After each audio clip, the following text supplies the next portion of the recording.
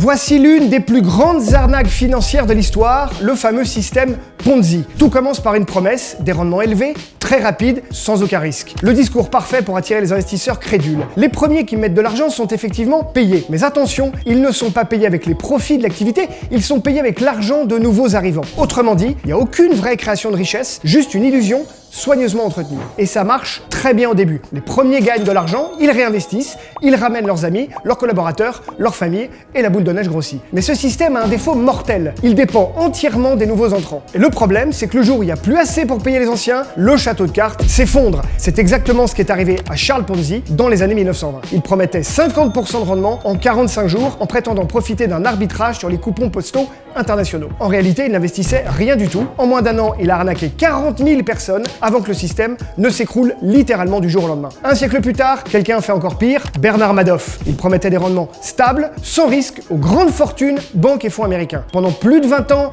il a recyclé l'argent de nouveaux clients pour payer les anciens, jusque la crise de 2008 bloque tout. Bilan, 65 milliards de dollars envolés. C'est tout simplement la plus grosse fraude financière de l'histoire moderne. Et le plus inquiétant, c'est que ce type d'arnaque existe encore aujourd'hui. Dans la crypto-monnaie par exemple et l'NFT, dans la formation, la mode du DSA, dans certaines plateformes d'investissement exotiques. Le décor change, mais le mécanisme reste le même. Si on te promet du rendement sans risque, fuis. C'est probablement un Ponzi qui ne demande qu'à s'effondrer.